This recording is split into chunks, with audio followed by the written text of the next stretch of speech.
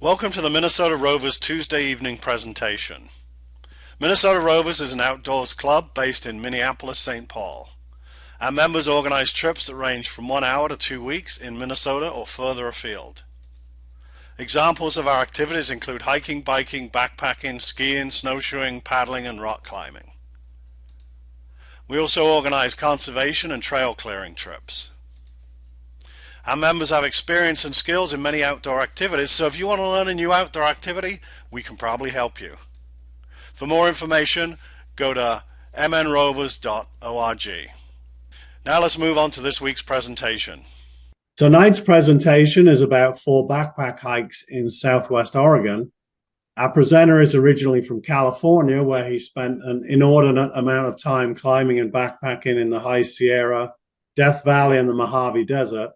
He climbed 16 of the major peaks in the Pacific Northwest and hiked extensively in the Columbia River Gorge, the Northern Oregon Cascades, and in Southern Washington. So please welcome tonight's presenter, Bruce. Afterwards, if you don't stay for the chat or you don't ask a question because you're so shy, then you can feel free to email me with a question, especially if you think about doing one of these trips.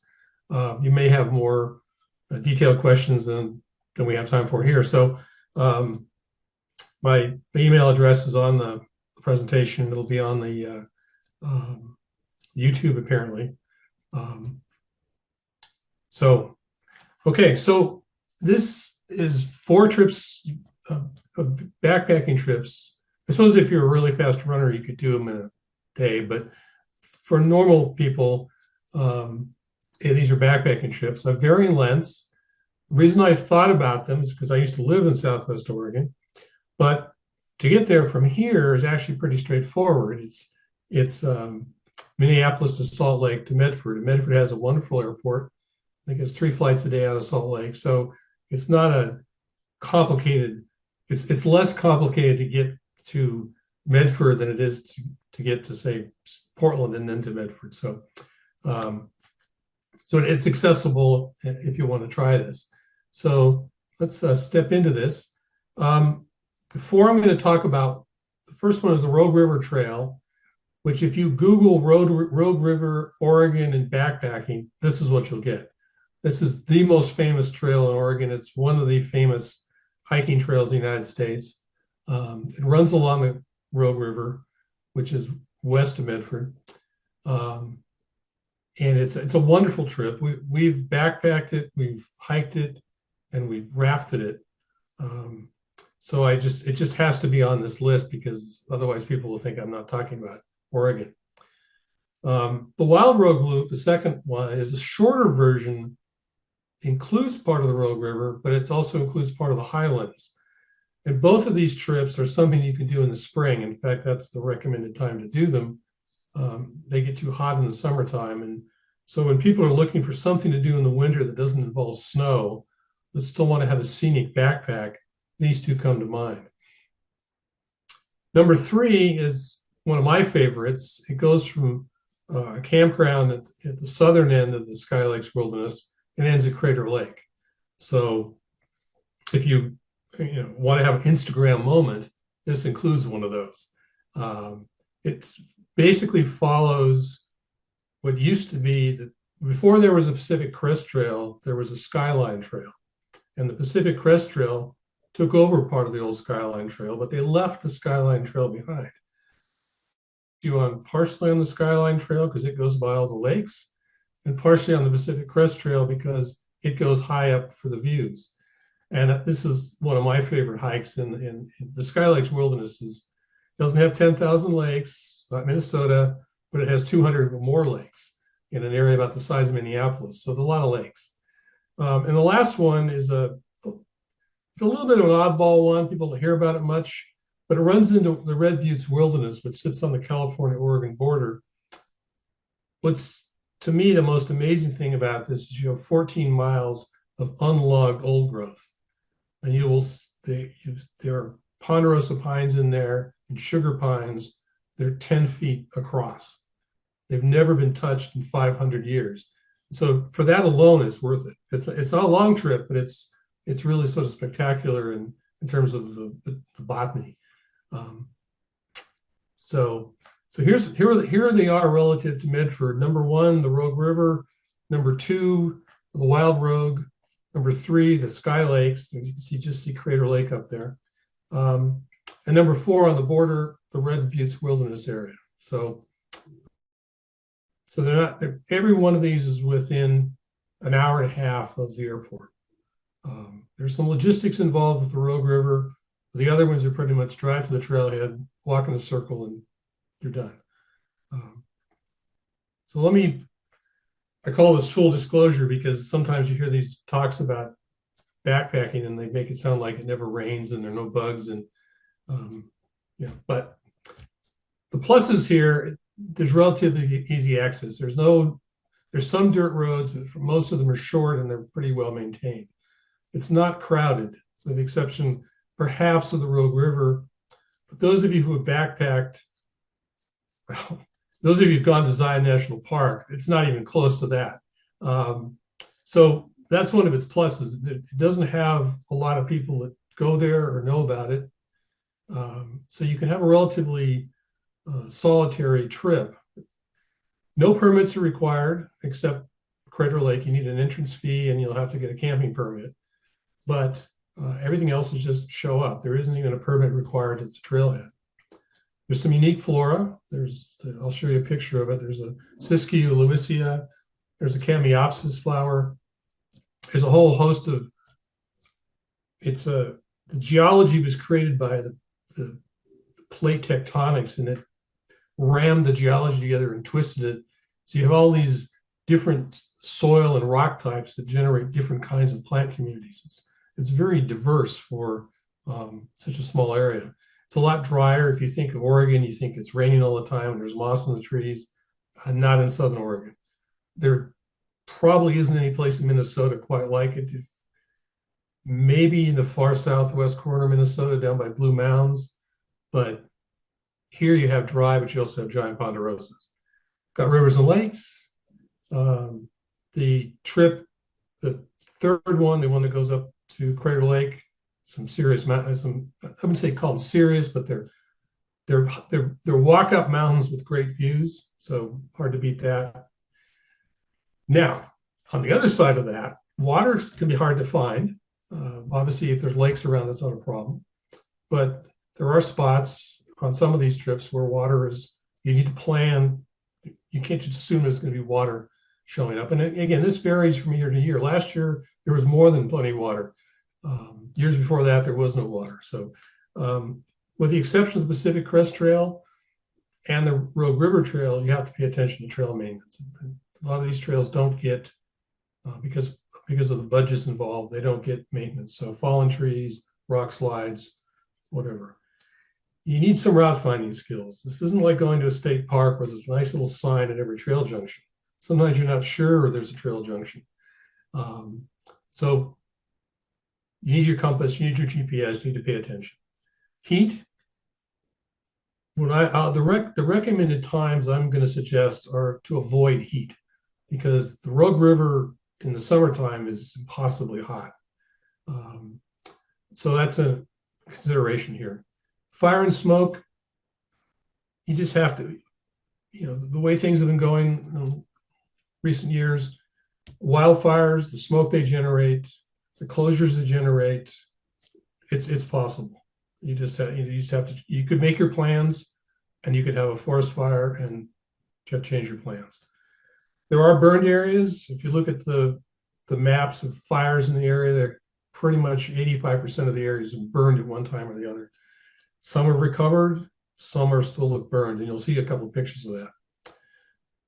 Now, I know saying this to people that spend their time on the North Shore around here, mosquitoes, well, the Sky Lakes are probably pretty serious competitors mosquito-wise for the worst Minnesota has to offer. We don't have deer flies in Southwest Oregon, but we make up with it with more mosquitoes.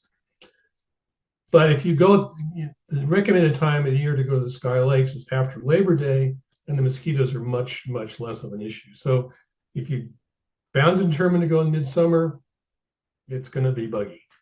So No crowds, no permits, great views, no water, maybe a forest fire and bugs. So, it's plus and minus. So let's do the Rouge River Trail. It's 40 miles. It goes from Grave Creek in the east, which is, pretty close to Grants Pass, Oregon. And it runs to, officially its trailhead is at Big Bend, but you park at Foster Bar, which is about a mile walk down the road. You can reach the middle of the trail at a place called Mariel or Rouge River Ranch by dirt roads. So you can do half if you want. So people do a through hike. They'll hike from, and we've done this. We went from Grave Creek to Foster Bar, and we paid for a shuttle. So you have someone shuttle your car around to Foster Bar for you. And depending on what time, if you have to drive on, let me put it this way, if there's a shortcut called the Bear Camp Road, and it usually opens by the end of April, and that cuts your travel time from 2 hours to 45 minutes, but sometimes it doesn't open, and you need to check that out. So if you do a true shuttle, you may have to plan for hiring somebody to shuttle you, because that's the simplest. It's not inexpensive, but it's a whole lot less hassle. Or there's another option people do is they hike from either end. They hike up from Big Bend and back, or they hike down from Grave Creek and back, or they go to Mariel and hike in both directions. So there's options here. You don't have, I mean, the through hike is fun, but you don't have to do it if shuttling turns out to be too much of trouble. I will mention one thing. There are two companies, Momentum and Oars, that offer raft-supported hike options. So you stay at there are three lodges scattered down the river, and you hike between the lodges, and the rafts carry your gear. And we did that one year during COVID, because it was the only trip we could find that would let us use our already prepaid trip costs. We weren't going to get it back if we didn't go on a trip. And so that's what we did. And it was pretty nice. It's classic glamping, because all you have to worry about is day hiking, and then someone else cooks your meals for you, and you sleep in a bed, and you take hot shower and stuff. So if someone wants to pursue that, I'm not shilling for these people, but I've been on with both companies, and it's a very nice way to do it. And they take care of the shuttling for you. You don't have to do that either. They send their truck around and take you back. So there's options to make this work. The best time, I think, is between April and June. May is the sweet spot. It's warmed up, it's dried out, it's not too hot. Or you can wait. September, October is nice. Midsummer is too hot. From a use perspective, it can be moderate to heavy, depending. It's popular backpack. A lot of people come from all over. I've met people from all over that come there. So there's a little competition for campsites. You won't be competing with the rafters, but you will be competing with the backpackers. But you don't need a permit, and water's not a problem. There's the river, plenty of side creeks, so that's no issue. And some of the campsites are very nice. They're right on the river. And the ones at Mariel, you camp on the river. You're basically camping where rafters would camp. So, it's if you wanted to do the iconic backpacking trip in Southern Oregon, this is it. So I had to mention it. So this is and because it's so well known, it's managed partially by Bureau of Land Management and partially by Forest Service, but there is a lot of information, maps, booklets, trail updates, websites, all trails, hiking project. So a lot of information. I'm not going to go into a lot of detail here, but this is the map that the Forest Service gives you it shows you where the bear boxes are. It's interesting. Mariel West is where the bears live. You won't see too many bears from Grave Creek to Mariel, but below Mariel, for some reason, the bears like it there. So there's bear boxes for you at each campsite, so that's a plus. So anyway, there are toilets in certain locations. There are bear boxes.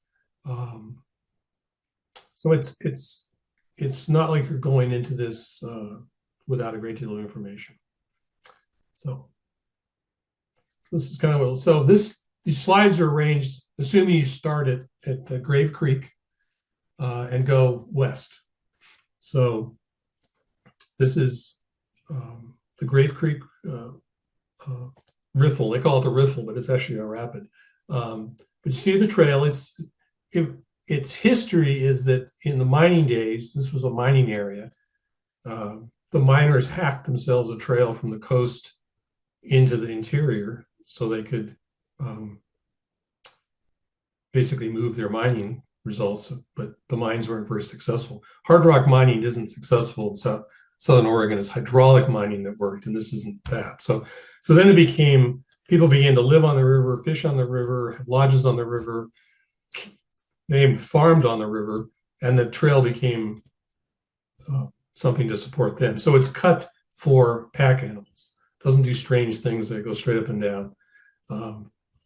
Not that I want to ride a horse on this, but because it basically runs along. It looks narrower than it is. You don't have a sense of height, but the scenery is spectacular. So this is well, the first thing you'll come to about 7 miles in is the old Whiskey Creek cabin. This old miner lived there until the early 70s when the Bureau of Land Management took over. And he had a cat that liked salmon, which was a good thing because this river is full of salmon. So that's a bit of history. So the cabin had been there since the 1880s, but he lived in it for probably the last 40 years of his life. Oops, wrong way, sorry. And yeah, so this is going down to, the river has rapids, but there's only one really big rapid. But as far as the hiking goes, it's essentially level. I mean, it goes up and down. There's one climb near the end, but it doesn't have a lot of steep hills or anything like that. You're basically walking along the river at the river's gradient.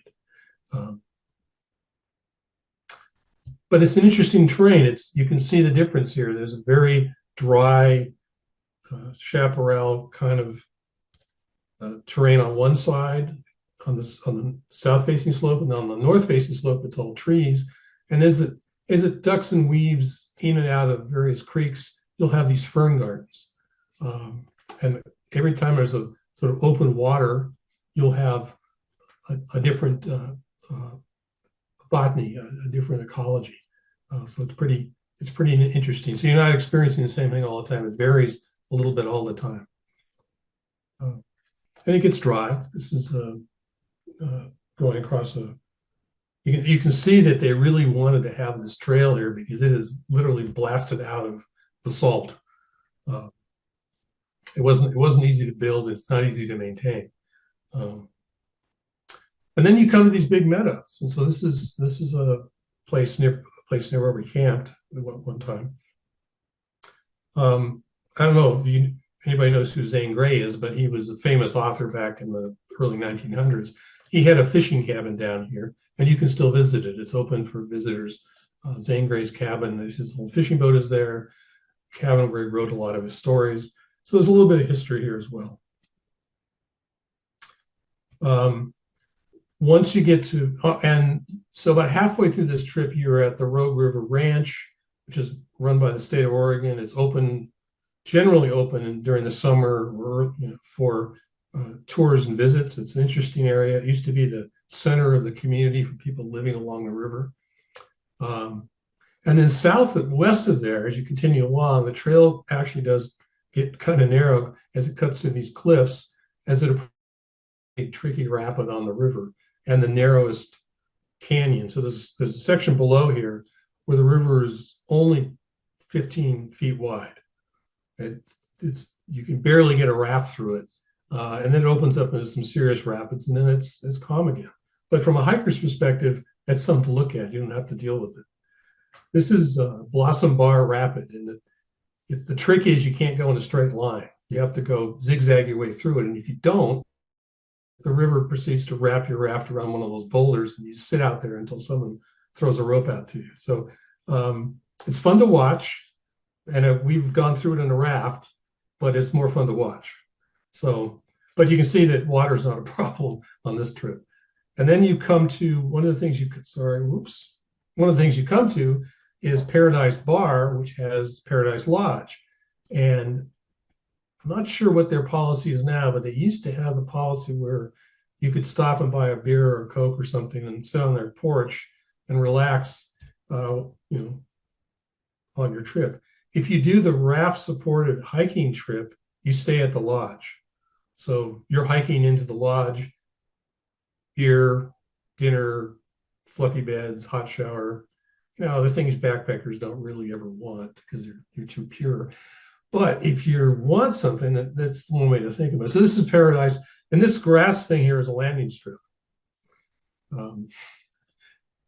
I've landed on strips like that, and I think I'd rather walk, but it's there. Continuing on past Paradise, again, the canyon wall's narrow, the trail's hacked through basalt. You're going through oak savannas. Usually this is in the morning. It's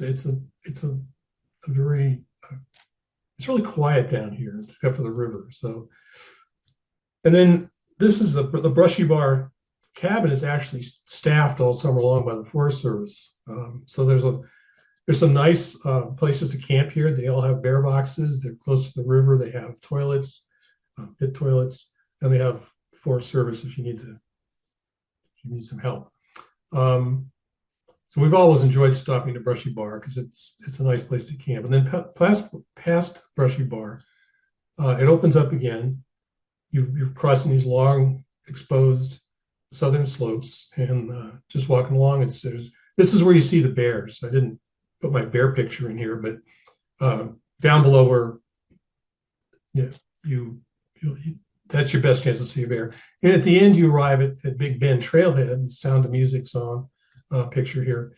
And if you parked at Foster Bar, you have some more walking to do, but it's just a lovely little trip. It's not, it's 40 miles. You can take 6 days, spend a whole day. You can have a layoff day. It's pretty mellow. An alternative to that is a little more climbing, but it's shorter and you don't have to worry about a shuttle.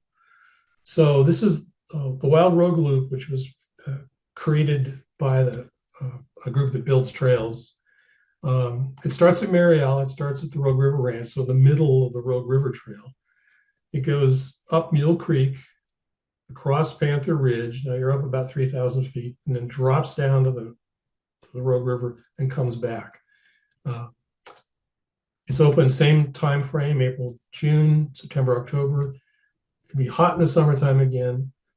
I would say use is mostly light, although it was gathering interest when we were leaving. No permits required. This is one where there's plenty of water along the river.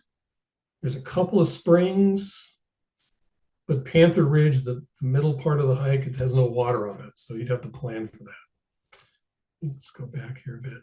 Yeah, there are plenty of good campsites, and there's a highlight here. So here it is. So these are the numbered trails. There's the Mule Creek Trail, the Panther Ridge Trail, and this group that does trail building has built a connection between the Mule Creek and the Panther Ridge trails to make this loop. Takes you down to the Clay Hill Trail. You drop steeply down to the river, and then you come back along the river, all coming and going from the Mule Creek Trailhead. So it's, if you don't want to commit to the whole river, or the shuttling seems too complicated, this is the way. This is the Wild Rogue Wilderness area that the hike runs through. So this is, you start at Mariel, and you cross Mule Creek, and this is my wife. She's making it look easy, but in the spring you can't do this because the water, it would be about the level of her head. So it's a little seasonal. You have to watch the weather reports. If it's raining or it has rained, this creek goes up, but otherwise it's not too bad. What you're following initially is an old mining road. They thought they were going to mine something, and they built the road and didn't work out. So it's a great trail and a great place to camp. So we camped on the road, and up here there's Mule Creek. So there's water. There's Mule Creek to the right, and there's another short thing. Once you get up on Panther Ridge, this is the high point for most people. Everybody goes to Hanging Rock. You can actually drive almost to Hanging Rock if you want to negotiate some dirt roads, but it's the moral high ground to hike to it, and it is a spectacular view, and you can take some even more spectacular photographs to it. And this is Panther Ridge. It's just a long ridge with the trees on it, and unfortunately no water, but a very pleasant walk through the bare grass. Plenty of places to camp. So if you actually watered up at Mule Creek, Upper Mule Creek, you could camp here and you'd be okay. Then you go down Clay Hill Trail. I recommend doing this trip counterclockwise, because going down Clay Hill is a lot less painful than going up it. It's about 3,000 vertical feet down. So lots of switchbacks, and there's a little ranch and stuff. And it brings you down to the Clay Hill Creek on the Rouge River Trail. That bridge there is the Rouge River Trail. So, and then once you're here, again, you could dip in the pool, drink the water. There are places to camp along here. There's a few places that we can support a hammock if you wanted to. And then this is the trail coming back toward Mariel. So it's the time we did it, it turned out we did it in June, and it was getting just a little bit warm.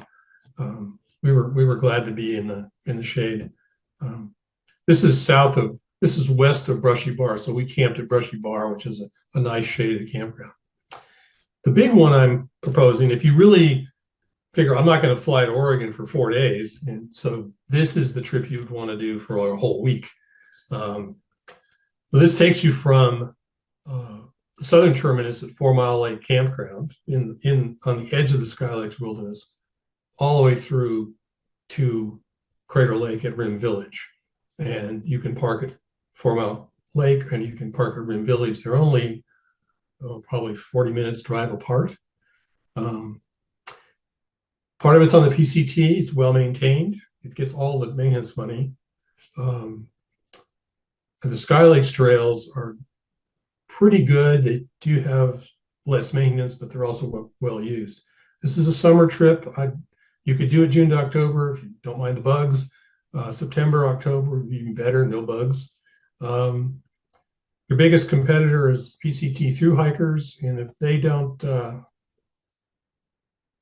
but the Pacific Crest Trail goes up and stays on the ridge, and you're going to go down and stay next to the lakes, and so you sometimes don't run into them. And there's plenty of places to camp anyway. You don't need a permit for the wilderness, you need a permit for the park. Water is good until you reach the 7-mile marsh trailhead. So the section from the edge of the wilderness over into the park is dry. There's one great spring, Ranger Spring, and then you got to get to the park, and a lot of campsites. So this is too much detail, but basically it's a trip pieced together from the red lines are the blue lines of the Pacific Crest Trail. The red lines are other Sky Lakes, the Skyline Trail. Lots of different road heads. These are great road heads, good dirt roads. So if you had to, cut it short, or you wanted to change things, you wanted to make it shorter, you've got a lot of alternatives. You don't have to go all the way to one end or the other. Again, it's composited of a bunch of different trails. Some of them are in really good condition. Others are not. The Cat Hill Way Trail and the Meadow Lakes Trail, it's actually a wonderful combination, but they're a little underused, so the little navigation would be required, but it's worth it. So it starts this is Fourmile Lake, and that's Mount McLaughlin. It's a 9,500 foot volcano, or ex-volcano, because if it wasn't an ex-volcano, we wouldn't Oregon. Starts at the lake, and you go north, up past Swan Lake. And I should notice that this used to be called something else lake, a derogatory term for Native Americans, but they have now changed all those terms in this area, so now it's Swan Lake. It's still very pretty though, I'll admit that. No shortage of water. Then if you get up on the Cat Hill Way Trail, this is the north side of Mount McLaughlin from the Cat Hill Way Trail. And it's a pretty good, it's a view not many people get. It really shows you what kind of the volcanic chaos it went through to be created. So you go up over the Cat Hill Way Trail. You started out on the Pacific Crest Trail, you left the Pacific Crest Trail, and now you dropped into one of the lake basins of the Sky Lakes Wilderness. It's made up of 3 major basins and 2 minor basins, and this is one of them. And it just lakes. There's just beautiful lakes, and that cliff is all basalt. Open meadows. Can't necessarily camp on them. You shouldn't camp on them because it's a meadow, but you probably wouldn't want to because it's not exactly a dry meadow. Island Lake, because it has an island in it. You have to realize people that named this place were not particularly creative. There are 19 elk lakes in Oregon and 37 beaver lakes. Island Lake, still beautiful. This is Red Lake, that you can see Mount McLaughlin peeking up there. You're now to go through this part of the Sky Lakes, you've gone on the Skyline Trail, not on the Pacific Crest Trail, so you're kind of doing something a little different. This is Upper Heavenly Twin Lake, and about in the center of the wilderness. Directly behind this picture is Lower Heavenly Twin, and unfortunately, the 2017 Pelican Butte fire burned through there, so there's a certain amount of fire damage you have to deal with. And then you continue north, and there's Trapper Lake, and that's Luther Mountain there. You're heading toward Devil's Peak, and the story is that this was named Luther Mountain to counteract Devil's Peak, so there'd be some kind of religious equilibrium here. But then they went and named 3 other peaks for Roman gods, so I don't know what exactly they were up to. The Snow Lakes, appropriately with snow. There are campsites around here, but you'd have to they're not for like large groups, but they're beautiful little spots. And if you have the time, and the trail up and over the top of Devil's Peak, which is where this is become more and more visible over the years. It's now a well-established use trail. So it's a short jog off the Pacific Crest Trail. You get a view from a 7,500-foot peak out across southern Oregon, and one direction. And the other direction, you're looking into the center of the snow there is the rim of Crater Lake. And you're looking north through the Sky Lakes Wilderness. So and you're looking down into the lakes where the trail is going to take you shortly. So you come up, if you go over Devil's Peak, you come down, and you come to Cliff Lake at the base of Devil's Peak. You're now in the Seven Lakes Basin. Again, plenty of lakes, plenty of great campsites, real popular with Pacific Crest through hikers, but still a beautiful area. Unfortunately, if you continue north, you're going to run into, I forget the name of the fire, but it's the Red Blanket Fire. It's 2017 Red Blanket Fire burned through here. You're looking at Union Peak, which is the high point one of the high points in the park. It's off the trail, but it'd be worthwhile diverting for the climb. This is a picture from Union Peak. There's obviously a good trail to the summit, but you have another spectacular view of the major peaks that surround the caldera that's Crater Lake. So if you took extra time, give yourself an extra day, you could climb Union Peak as a day climb. And then as you'll cross over the highway, you'll cross past the Mazama Village, and you'll go up. Actually, if you stand at Pacific Crest Trail, you'll avoid Mazama Village, and you won't be tempted by cheeseburgers prematurely, and you'll go up Dutton Creek. And Dutton Creek is a trail off the Pacific Crest Trail that takes you right to the rim of Crater Lake, like right here. So this is Crater Lake, and off the right there is Mount Scott, which is the high point in Crater Lake National Park. And it always looks like this, unless of course it's cloudy, in which case you can't see it. But it usually does something spectacular. So it's a great way to end your trip. Which brings me to my last little thing here. And that's how we're doing on time. Oh, we're doing on time, good. So I threw this in because it's an odd little hike. It's well captured in some of the like all trails and hiking project. But this takes place in the Red Buttes Wilderness, which is somewhat southwest of Medford. It's very accessible on dirt roads. Unfortunately, it has suffered some burn damage, not all over, but in a few spots. The bridge over Butte Fork, they promised that this year they're going to rebuild it. So if you think about doing it next year, maybe they'll have rebuilt it by then. There's a cross-country travel option. You don't have to. You can stay on trails, but if you do the cross-country, you get a big view from another peak. This is a summertime trip. It doesn't suffer as much from the heat or as much from the bugs. And there's a reasonable amount of water everywhere. And it is not heavily used. No permits again. There's one section without adequate water, but there's plenty of campsites. So there's an established trail, the Butte Fork Trail, takes you up to Azalea Lake. And there's an off-trail section over Figurehead Mountain, which is a big view. Or you can go around Figurehead Mountain on trails. Takes you to the Red Buttes Boundary Trail, which was just cleaned and repaired about 3 years ago. That takes you down to the Pacific Crest Trail, which brings you to the Horse Camp Trail, which brings you back to the trailhead. So, and the Butte Fork Trail, as I said earlier, is what struck us about it when we did this, is just how could all of these giant trees survive? So my wife is 5 foot tall, and the tree is 8 feet in diameter. This is one of the smaller ones. This is the ponderosa pine, and the sugar pines are bigger. And there's just not one of them. There are a lot of them. There's like 14 miles of these things. So if you just want to go see gigantic trees, there are plenty of those.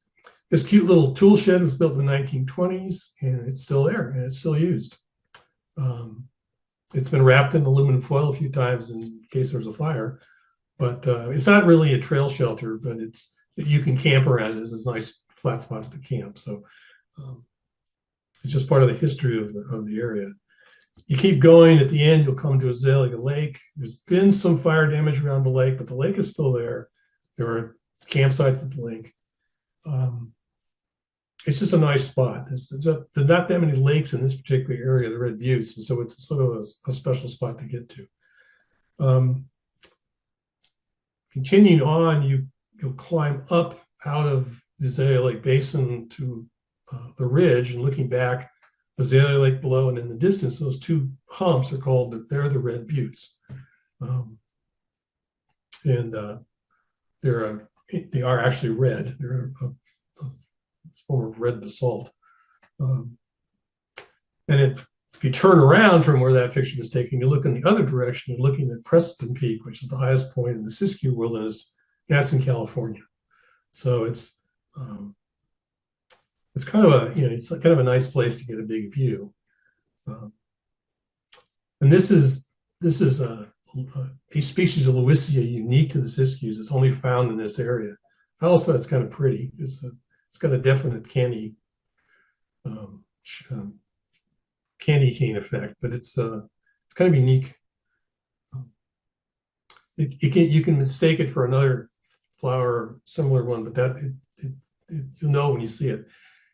As you come down the Boundary Trail and come back to the Pacific Crest Trail, this is the view you'll have. This is Lily Pad Lake, and that's Mount Shasta. And if the weather's holding and there's not a fire, you'll get to see Mount Shasta, which isn't that far away at this point. And you continue on, and then you follow the Pacific Crest Trail along a ridge, big views the whole way. This is Echo Lake, and your return is to go down here. There's a little bit of trail finding, takes you down past the lake.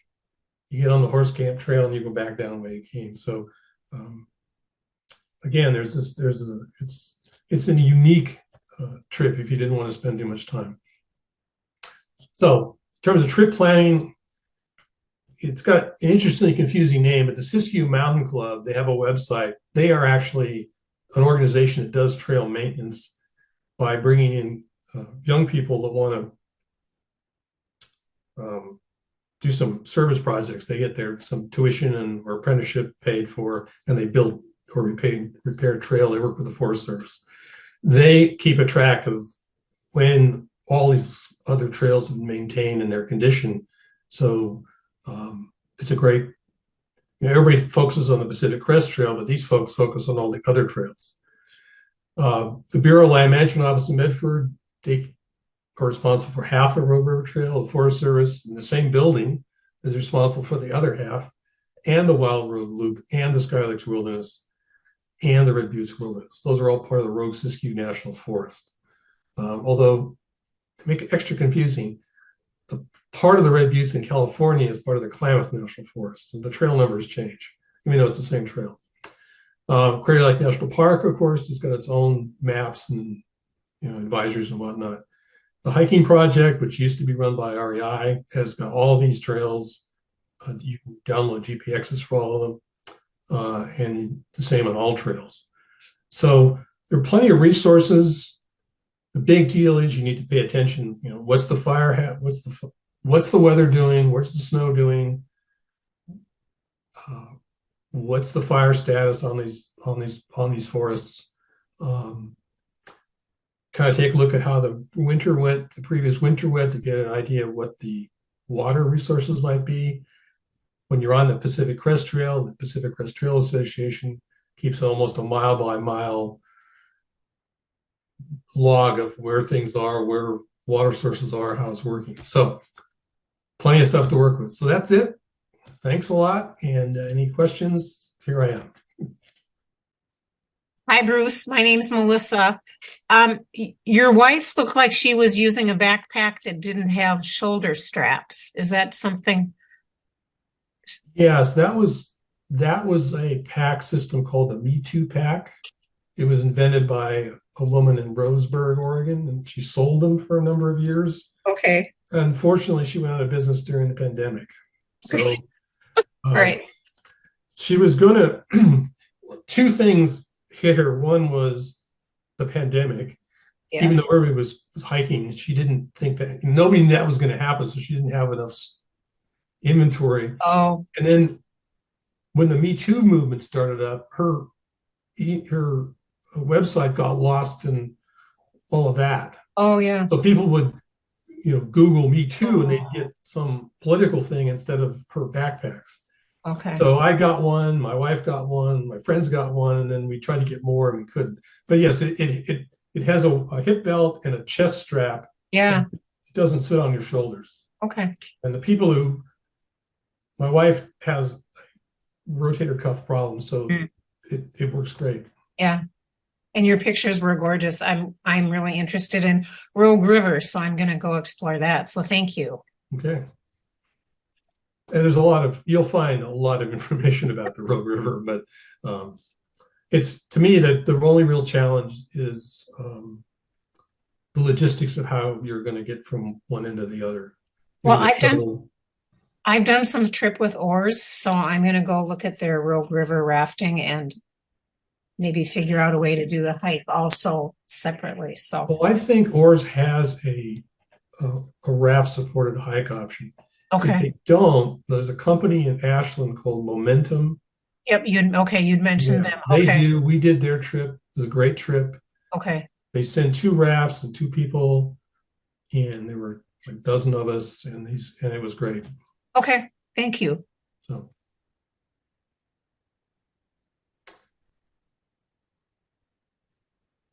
You remind me of some of my classes, I can't possibly answer all of your questions. Anyway, any